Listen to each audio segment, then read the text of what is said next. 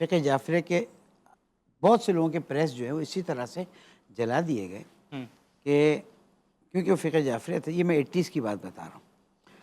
کچھ اوراق کہیں جلا کے لائے گئے، ڈال دیے گئے. صبح موب آیا، ان کا یہ کیا، اس نے قرآن مجید کے اوراق جلائے. اللہ اکبر. اس آدمی کو جیل لے گئے. 4 سال کیس چلا، ثابت ہوا کہ انہوں نے یہ ایسا کام نہیں کیا، نہ پہلے اس کا تھا.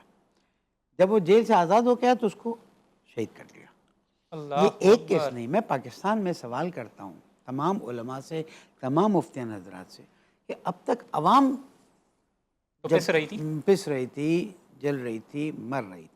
مجھے نہیں معلوم وہ غلط تھے یا صحیح تھے، لیکن جیسے ہوا مار ڈالا گیا، جلا دیا گیا، کرسچن کمیونٹی کے لوگوں کو مارا گیا. بعد میں پتہ چلا کہ کہیں لڑکی کا مسئلہ تھا، کہیں مسئلہ. توہین رسالت پہ معافی کی کوئی بات ہی نہیں ہے، لیکن توہین رسالت ہوئی یا نہیں ہوئی یہ موب جو ڈیسائیڈ کرنے والی بات رہی ہے.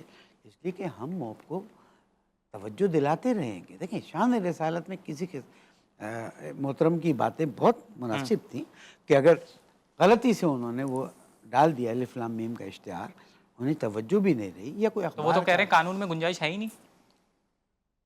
دیکھیں اسی لیے میں نے کہا کہ یہ جو میجسٹریٹ ہے، یہ جو جج ہے نا، اس کی صلاحیت نہیں ہے کہ وہ دیکھے کہ اس کو سزا ہونی چاہیے نہیں چاہیے. مفتیان حضرات، ذمہ دار پڑھے لکھے لوگ موجود ہیں.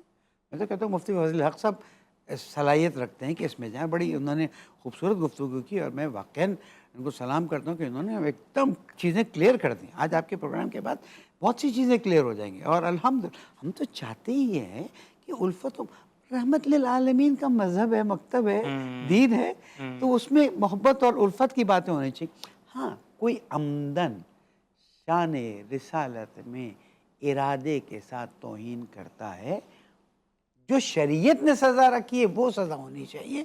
جو میں پاکستان پینل کوڈ کے حساب سے بناتا ہوں اس سزا میں ہمیں سوال بنتا ہے. مفتیان کا ایک پورا پینل ہونا چاہیے.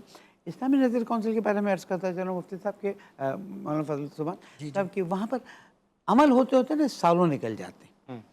باقاعدہ جیسے کورٹ ہے، جیسے شریعت کی بینچ ہونی چاہیے.